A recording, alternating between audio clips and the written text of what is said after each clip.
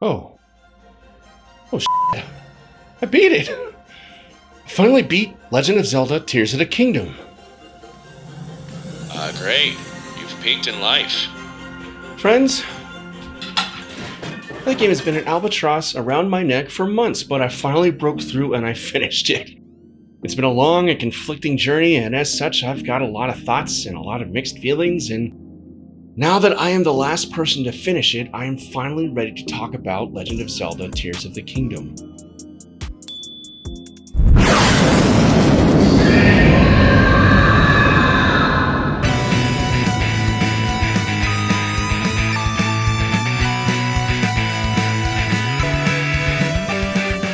Welcome back to Space Castle. Our continuing mission is to search the universe for all things nerdy. I'm your Captain DT, and I'm honestly sitting here wondering how to even start talking about a game like this. One of the most hotly anticipated games of all time, from one of the most beloved video game franchises of all time, and the direct sequel to one of the most beloved and yet also somewhat divisive games in that franchise. A game that was 6 years in the making, feels like it took me nearly as long to finish it, and a game so dense with content that it's really honestly difficult to parse it all out and speak on specifics. But you're going to try anyway. But I'm gonna try anyway. Let's see if I can cobble together all these thoughts and feelings into some sort of a cohesive and understandable review of Legend of Zelda Tears of the Kingdom for Nintendo Switch.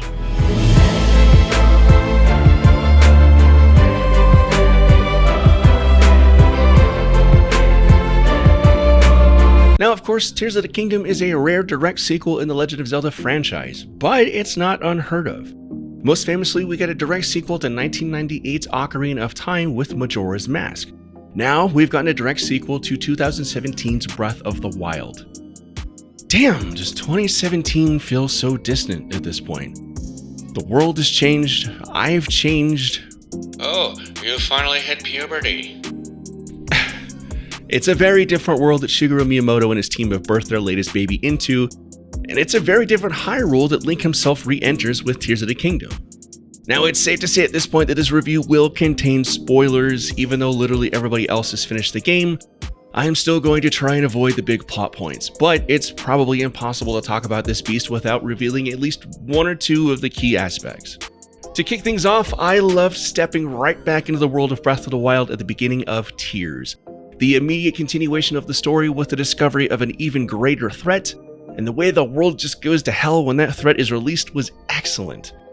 The game starts out feeling very Empire Strikes Back-esque, if that makes sense, with the hope of victory quickly being snuffed out, the world being plunged even deeper into chaos, and it all feels wonderful. Re-exploring Hyrule, at least for the first little while, is exciting and interesting, and seeing how much the landscape and the villages have changed was excellent. The sense of atmosphere, impending doom, and just general confusion and tension is palpable, and Nintendo did an incredible job of setting everything up. But you do quickly realize that this is in essence the same Hyrule. You're inevitably tasked with visiting the exact same people at the exact same towns and villages, and even with the inclusion of dungeons, it starts to feel very samey once you get into the meat of the game. And okay, let's just kick things off. Let's talk about the dungeons. One of the things that everybody was really missing from Breath of the Wild, and the biggest source of contention amongst fans, was the lack of dungeons. Nintendo heard everybody's cries and announced that Tears of the Kingdom would in fact have dungeons this time around, and everybody was psyched.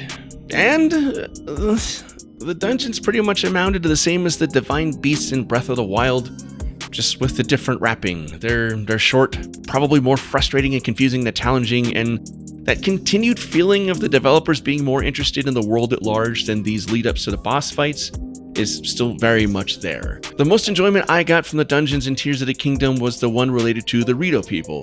The lead up to it was thrilling, the dungeon was pretty okay, and the boss was goddamn phenomenal. And sadly, I did all of that first, so the game peaked incredibly early for me, and the rest felt anticlimactic as a result. None of the other towns or stories or quests or dungeons or bosses live up to what is an absolutely awesome setup for the Rito village. And that's a real problem for the game in my opinion. And along with that is the fact that you're able to visit the towns and dungeons in any order you like, so there's a very odd sense of reset in difficulty each time you go to a new one.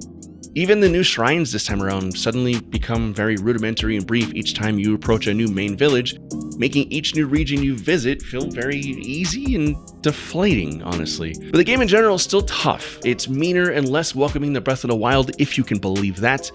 Enemies are way stronger, blood moons come way more frequently, sometimes it feels like every other night. So the enemies in the game increase in power and difficulty very, very fast. To counter that, you're now able to use one of your many new abilities in the game to fuse objects to your weapons, increasing their damage output. This is a fun mechanic, and after you're done just goofing off and seeing what all you can stick to your swords, you'll come across some fusions that actually produce a lot of damage, and the game kind of goes back to feeling too easy again. Once bokoblins and other monsters are all maxed out, you'll be able to farm them for monster parts to fuse to your weapons, and you'll be charging through enemies with probably more ease than you did even in Breath of the Wild. Weapon fusion isn't the main feature of the game this time around though. You have no doubt seen the millions of videos on social media of people using the Ultra Hand ability to fuse objects together with components to create vehicles and all sorts of other gadgets. And this is neat for what it is, but it's also kind of odd.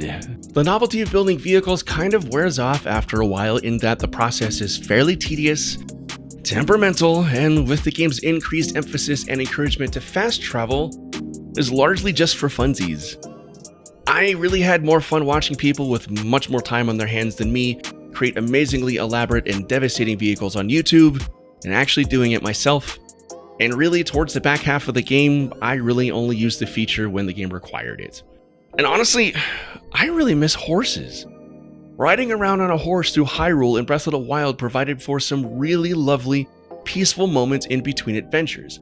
It forced you to become more acquainted with the game world and happen across special moments or locations you would otherwise miss if you were just rushing around or using the fast travel for everything. And I miss those quiet moments from Breath of the Wild too. That game had such a level of atmosphere and feeling, and Tears of the Kingdom's Hyrule is smothered in events, locations, Koroks, obstacles, and enemies. That initial chaos and feeling of a world overwhelmed by turmoil that I mentioned loving before, it actually becomes pretty frustrating and tedious. Tears of the Kingdom allows for very select moments of peace, and most of those moments of peace come from falling from the heavens. Yep, the world in Tears of the Kingdom is now actually 3 worlds in essence.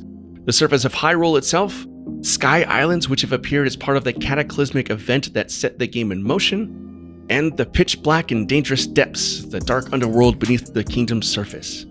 Sky Islands are a neat new feature in the game, and exploring them is more often than not a fun time. It disrupts the sameness of Hyrule's world below, it gives us glimpses of a world long since past, and the fear of falling off and down to the surface below is always hanging over you in sort of a fun, tension-filled way. The depths it's okay at first. Another novelty in Tears of the Kingdom, its intrigue and funness wears thin quickly, and the rewards for exploring it extensively just aren't that great. By the time I was ready to explore the depths in earnest, I had already upgraded my armor pretty well, and while it was neat to find clothing and items and weapons from previous Zelda games, I never actually found myself using them or spending the resources to upgrade them. And that brings up something weird, and something that just continues to stick in my craw. Each new game in the Zelda series pays reverence and homage to previous games in the series to varying degrees of effect, and Tears of the Kingdom cranks this up to 11, maybe even to 12. Nods and winks to previous games in the Zelda series have always been ambiguous and always with a feeling that the games are kind of connected, but never in a way fully explained to the players. We're always sort of left to our own sort of headcanon for the series if we even decide if the game should be connected or not. Tears of the Kingdom just flat out gives you armors and weapons from previous Zelda games, gives them descriptions that explicitly name them as being owned by previous heroes in the Zelda series, and it's really f***ing weird. I thought that perhaps the game was alluding to the idea that Destiny has continuously paired Zelda and Link together to fight Ganondorf throughout the ages, and that this game was actually going to be a canonical event that ties them all together, literally tie all the entries in the series together definitively, as if this was a culmination of all those previous games into this definitive version of Legend of Zelda. And given the fact that there's a thousands of years gap between certain events in Tears of the Kingdom and events you play them in sort of real time, that could have made sense. But this is once again a self-contained Zelda series entry, and it makes having all those other armors from other Links from other Zelda games so f***ing weird. The game is telling you that Ocarina Link, Skyward Sword Link, Wind Waker Link, and all those others were actual heroes who existed, and their artifacts are scattered in the shadows beneath Hyrule as it currently is. But then the game reestablishes the history of this Hyrule from the very beginning, and it invalidates all of that. It's really convoluted, it's frustrating, and ultimately just awkward. And in many cases, so is the story. Lots of side quests don't really go anywhere satisfying. There's a few subplots that just sort of disappear, and many characters who feel as if they've got some significant role to play in things and just don't. The game suffers from too many ideas, a lack of restraint in saying no to some of those ideas, and the result is an experience that's still f***ing amazing and better than most of the games out there, but it just doesn't quite come together in the masterpiece we expect from Miyamoto and his gang. I think the Zelda series needs a hard reboot, and also, in totally contradictory terms, a return to form. I get the feeling that the open world is here to stay, but man, do I miss proper dungeons, item discoveries that really mean something and change how you play the game, and a more intimate gaming experience where Link and Ganon have more interaction than just at the very end of the game. I think that Ocarina of Time is still the pinnacle of establishing atmosphere, building up Ganon as a direct threat that Link has personal animosity for, and the final confrontation in that game between Zelda, Link, and Ganon is just so much more personal, intense, and meaningful than Tears of the Kingdom's massive, bombastic, and grand almost just for the sake of being grand final battle. I want either the smallness of story from games like Ocarina of Time and Wind Waker, or at least like the smallness of quiet moments and exploration that Breath of the Wild offered. And goddammit, bring back the hookshot already? Imagine how cool it'd be if you could use the hookshot in tandem with the paraglider, kind of like Just Cause with its parachute and zip lines. I miss the thrill of finding a new item in a dungeon, the excitement of figuring out how to use that item to complete the dungeon, how it's going to tie in with strategy to beat the boss, and how that item would open up new secrets and paths in Hyrule.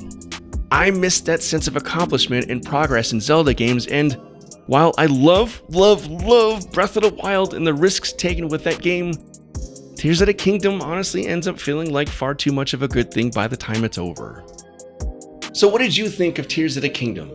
I've seen a lot of conflicting thoughts and feelings, and obviously my own thoughts and feelings are conflicted too. It's gonna take me a while to digest everything and let it all settle and remove myself from it before I'm ready for a new Zelda outing.